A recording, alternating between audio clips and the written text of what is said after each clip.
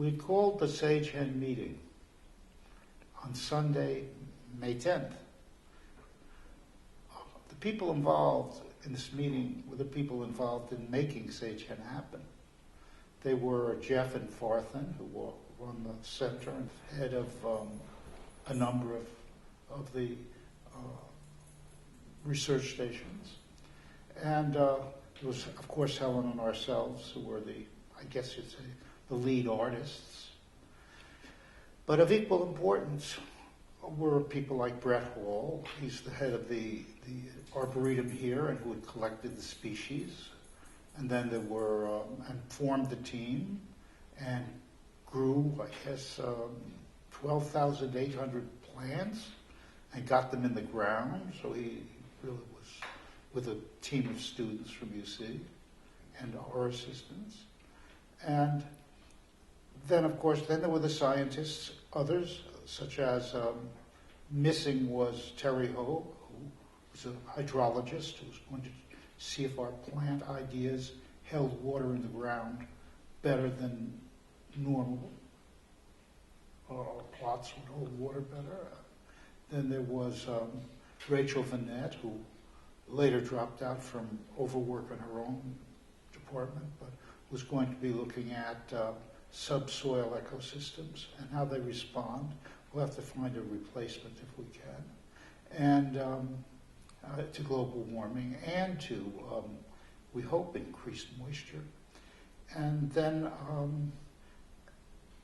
Erin was there, Erin O'Riordan, I think. What Erin did and does and will do is look at how our species group with other species in terms of what will happen with global warming, and she'll be checking out the bigger picture. Probably the most extraordinary folk who were there were Benny and Laura Fillmore, who are Washoe folk. They will add to this something so absent from modern science, and that is they'll add paleobotanical wisdom and answer the question that we also pose. How is it that in 100 years we wrecked the place here, and in like 3,000 or 4,000 years they lived companionably with nature, that is in cooperation with. They will not only add ethnobotanical wisdom, we hope.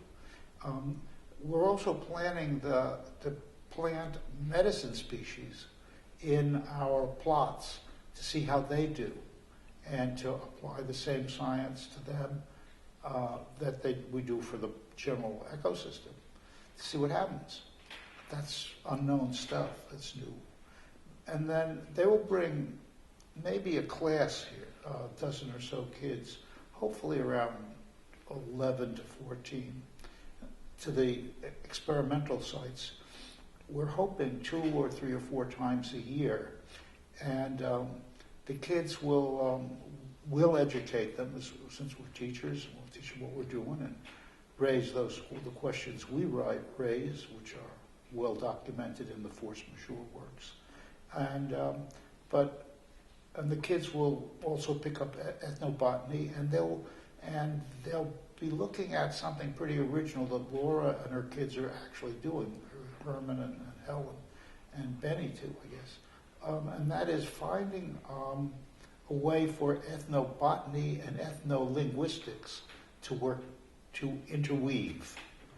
So, of course, that's been lost information. So, altogether, this is the group. And we went to each site, and we found hard to know if more than half lived through the winter and the drought. Then it depends on what you know, how you feel. If you don't know quite enough, you feel a little down. What? Half died. If you know a whole lot, well, not bad, half lived. If you're deeply educated, it looks about right. So we will see. So that is the state of affairs as we exist right now. We now have to go through a couple of seasons to start seeing how to find hard data. One of the more hopeful private fantasies that Helen and I had was that the Native American kids, incidentally, this is washout territory we're looking at, and so Benny thought it was weird to be invited back into his native terrain, his family's terrain, to help fix up what some folks who had invaded them had done to the land. So he thought he was involved in a pretty ironic operation here. But what they did that was kind of interesting was they argued that while we work on a particular thing, we had best not forget that we're working with and in transaction with a whole watershed. And we all know that, but we got reminded very, very astutely and with good humor.